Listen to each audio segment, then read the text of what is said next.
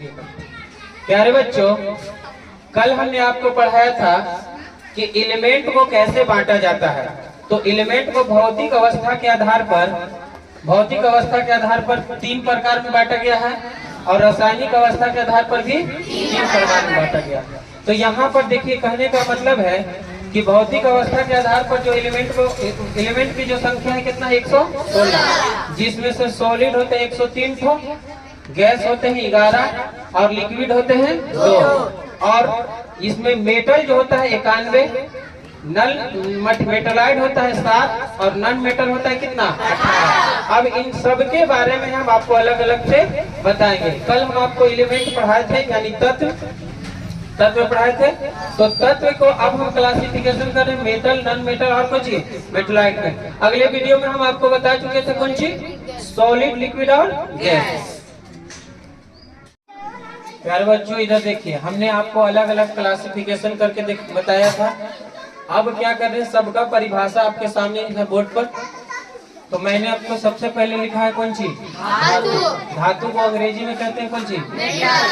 तो वैसा तत्व जो ऊष्मा और विद्युत का क्या हो, सुचालक। देखो मेन पॉइंट, ऊष्मा और विद्युत का क्या हो, सुचालक हो। ऊष्मा और विद्युत का कुछ हो, उसे हम मेटल कहते हैं, है ना। ऊष्मा और विद्युत का सुचालक कहने का मतलब है बेटा कि ये अगर रॉड है, लोहे का रॉड है, अगर मान लिया जाए कि यहाँ पर आप गर्म करिएगा तो यहाँ पर गर्म होगा कि ना, यानी ऊष्मा एक जगह से दूसरी जगह आ गया, इसी को कहते हैं ऊष्मा का इको चीज है, सुचालक है।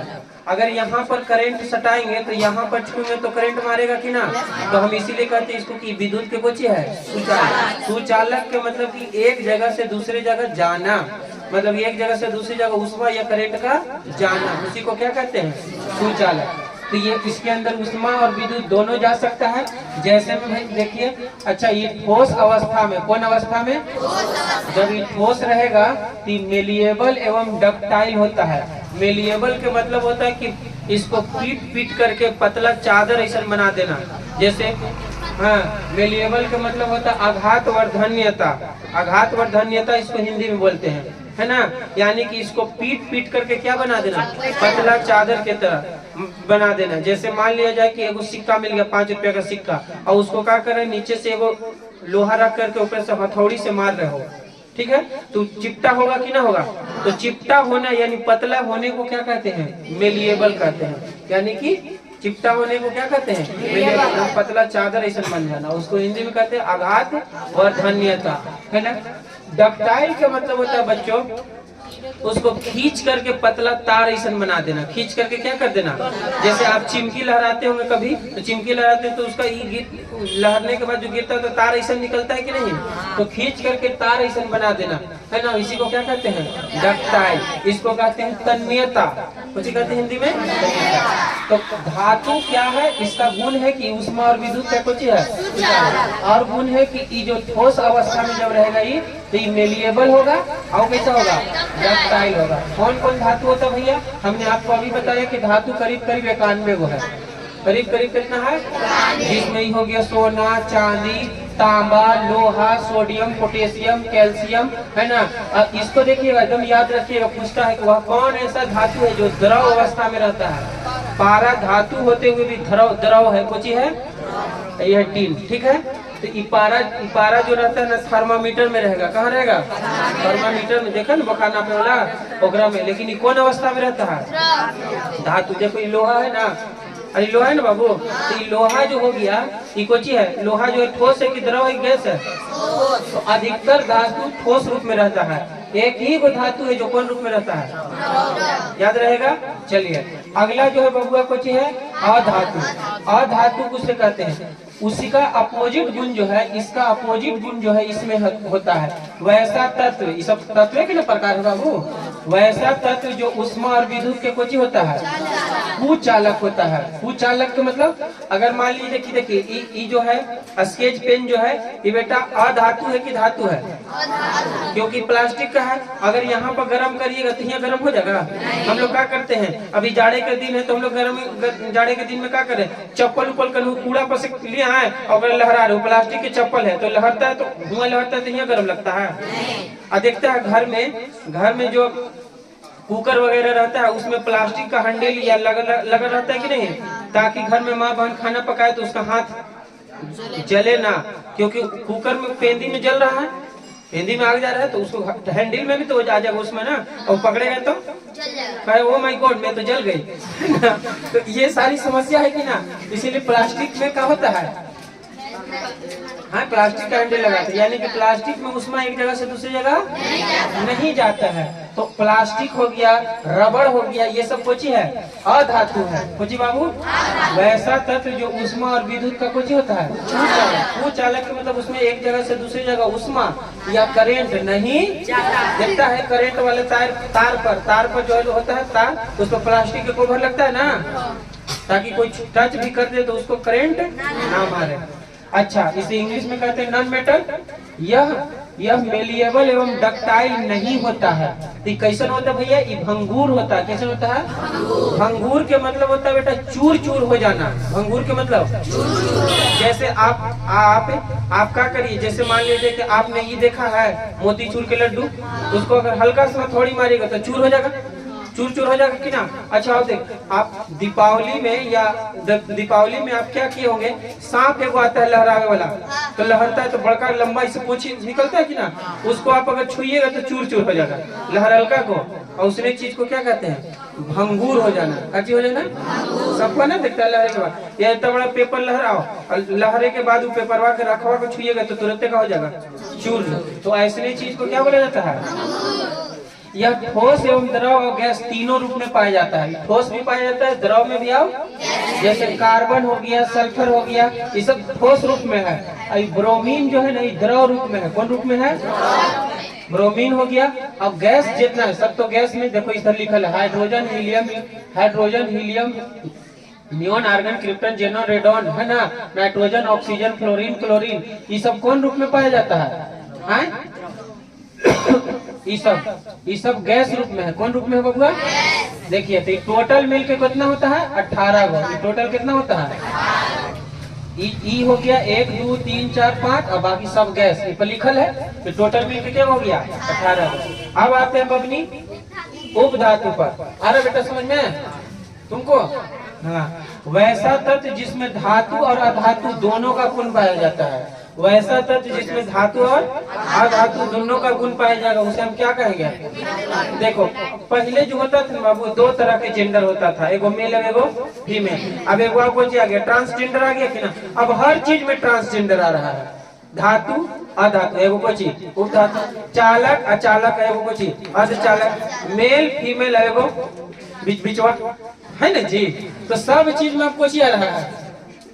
तो इसी तरीके से इसके अंदर जो गुण होगा धातु वाला भी आओ, तो वैसा तत्व जिसमें धातु और अधातु दोनों का गुण पाया जाता है उसे हम कोची कहते हैं। इनकी संख्या ज्यादा ना, बताओ बाबू, जो एक मेल होता है एक फीमेल होता है, उसकी संख्या ज्यादा है, लेकिन ट्रांसजेंडर की संख्या कम है कि ना। अब हम नहीं देने तो देखे नहीं मिलता है। तो उसी तरीका से 116 गो में से 7 गो ऐसा जो उप धातु है, जिसका नाम है सिलिकॉन, जर्मेनियम, आर्सेनिक, है ना, एंटीमनी, टेलोरिनियम, ये सब जो नाम, इसको आप याद रख सकते हैं। 7 गो, सिन्हा जी आज सब टेस्ट आउट, सिन्हा जी आज सब टेस्ट आउट, याद रख सकते हैं। ये 7 गो है बबुआ। कोई दिक्कत है यहाँ से यहाँ तक, बोलिए एक सांस में बोलिए। तो धातु किसे कहते हैं, जिसमें उष्मा और विद्युत, जो उष्मा और विद्युत का कुछ हो और का जी गुण होगा, ये मेलिएबल और डक्टाइल होगा। धातु खत्म, धातु की संख्या 92। अधातु जो उष्मा और विद्युत का कुछ हो, यही होता है किसी भंगूर, इसकी संख्या 18 है ना। वैसा तक जो धातु और अधातु दोनों के गुण पाया जाता हो उसे मेटालाइट, इसकी संख्या कितना होता है, सिन्हा जी आज सब टेस्ट, सिन्हा जी आज सब टेस्ट आउट। प्यारे बच्चों, हमने आपको तत्व खत्म कर दिया। तत्व में पढ़ाया धातु, अधातु और उप धातु। अब हम आपको बताने जा रहे हैं कौन चीज, यौगिक। तो 2 या 2 से अधिक तत्व, देखो 2 गो या 2 गो से कुछ ज्यादा तत्व निश्चित अनुपात में संयोग करके अलग गुण वाला जो पदार्थ बनाते हैं उसे हम क्या कहते हैं। जैसे देखो उसे हम कंपाउंड कहते हैं। जैसे मान लीजिए कि देखो हाइड्रोजन एक तत्व है और ऑक्सीजन भी कोई चीज है, तत्व है। तो ये अणु के फॉर्म में रहता है। अणु परमाणु क्या होता है हम आगे बता रहे हैं। तो अणु के फॉर्म में रहता है ना, कौन के फॉर्म में रहता है। अभी दोनों देखो एक ई तत्व एक ई तत्व मिल करके आपस में क्या बनाया, H2O। तो निश्चित अनुपात करने का मतलब है कि इसमें हाइड्रोजन के कितने अणु है, हाइड्रोजन के जो है हाइड्रोजन के 2 परमाणु, हाइड्रोजन के परमाणु कितना है, परमाणु इसमें बबुआ 2 है। और ऑक्सीजन का कितना है, ऑक्सीजन का परमाणु कितना है इसमें, इसमें 1 है। ऑक्सीजन एक ही बना है और हाइड्रोजन के आगे नीचे कितना है 2। तो बताइए यानी कि जल बनने के लिए जल एक यौगिक है। देखो एग्जाम्पल में लिखा है जल एक क्या है, यौगिक। तो जल बनने के लिए बबुआ आपको ये बात जरूरी है, निश्चित अनुपात। पहला कुछ बोला कि दो या 2 से ज्यादा तत्व को मिलाना है, लेकिन कौन अनुपात में, कितना में कितना, ये न कि कितनों में कितना नहीं, कितना में कितना मिलाएंगे तब जाके यौगिक। अब मान लिया जाए कि जल बनाना है बबुआ, कुछ बनाना है, तो जल बनाने के लिए जरूरी है कि हाइड्रोजन का 2 हिस्सा तो ऑक्सीजन का 1 हिस्सा, यानी 2:1 लेना पड़ेगा। 2 हाइड्रोजन तो 1 कौन चीज। अगर आपको जल बनाना है तो जल, अगर मान लीजिए आपने ऑक्सीजन 2 ले लिया, 2 हिस्सा, ऑक्सीजन कितना ले लिया 2 हिस्सा, तो आपको हाइड्रोजन लेना पड़ेगा 4 हिस्सा। कितना लेना पड़ेगा, तब जाके जल बनेगा। अभी न कि हाइड्रोजनो 1 हिस्सा और ऑक्सीजनो 1 हिस्सा, हाइड्रोजन भी 1 हिस्सा और ऑक्सीजन भी 1 हिस्सा, तो जल नहीं बनेगा, कुछ और बन जाएगा। यानी कि ये दोनों हम मान लीजिए 2 हिस्सा हाइड्रोजन और 2 हिस्सा ऑक्सीजन लेके हाइड्रोजन पर ऑक्साइड हो जाएगा, कुछ हो जाएगा। तो कहने का मतलब है बाबू मेरा, आप इस सब पर ध्यान मत दीजिए, आप ई पर ध्यान दीजिए निश्चित अनुपात। निश्चित अनुपात में कि कितना में कितना, कि तय है कि जल बनने के लिए 2 हिस्सा ही चाहिए कोई चीज, अब 1 हिस्सा चाहिए कोई चीज, ऑक्सीजन। अभी कोई कहेगा कि ना हम 2 हिस्सा हाइड्रोजन लेवम, ये 2 हिस्सा ऑक्सीजन लेवम, तो उससे जल नहीं बनेगा, उससे कोई और चीज बन जाएगा। बात समझ में आ रहा है। तो यही होता है निश्चित अनुपात कि कितना में कितना, है ना। अच्छा एक बात आओ, देखिए हाइड्रोजन ने मिलकर के बनाया ऑक्सीजन से कुछ यौगिक बनाया, ये दोनों तत्व था, ये दोनों कुछ था, ये यौगिक हो गया बबुआ। तो यौगिक तो तत्व मिल करके जब यौगिक बन जाता है तो अपना गुण क्या कर देता है। जैसे आप सुनिए कि चीनी जो है, चीनी और पानी आपस में मिल के बना लिया शरबत, कुछ बना लिया शरबत। तो चीनी का गुण है मीठा बताना और पानी का गुण है प्यास बुझाना। तो बताओ शरबत दोनों के मिल के काम करता है कि नहीं, कि चीनी और पानी मिल के शरबत पियेंगे तो मीठा भी लगेगा प्यास भी बुझाएगा। तो यह यौगिक नहीं है, लेकिन ये यौगिक है क्योंकि हाइड्रोजन गैस है, गैस का काम है उड़ जाना, ऑक्सीजन का भी काम कुछ है उड़ जाना। अच्छा ये दोनों आग को लहराता है और ये आग को बुझाता है, तो गुण खत्म ना होला। एक का काम है उड़ जाना, एक काम है बह जाना, बहना ना। तो मिल के जो बन गया, मिल के बने रहती दोनों ने एक गुण ना, न खेलम न खेले दे, खेलवे बिगाड़ दे। बात समझ में आया बबुआ, न खेलम ना खेले दे, खेलवे। जैसे मान लिया जाए कि कोई लड़का जन्म लिया, मम्मी वाला गुण पापा वाला गुण दोनों में कोई के गुण, तीसरा गुण आ गया, गड़बड़ है ना। बात समझ में आया कि नहीं आया। अच्छा यौगिक में हो गया आपका, देखिए जल, कार्बन डाइऑक्साइड, कैल्शियम कार्बोनेट, है ना, अमोनिया, NaCl, बहुत सारे यौगिक होता है, बनाने वाले सिखाएंगे। यौगिक के सभी अणु कुछ होते हैं, सब के सब अणु कुछ होते हैं। और यौगिक का एक निश्चित सूत्र होता है, यौगिक का सूत्र होता है, यस या नो। मिश्रण का कोई सूत्र नहीं होता, और तत्व का सूत्र नहीं होता, तत्व का संकेत होता है, कुछ होता है।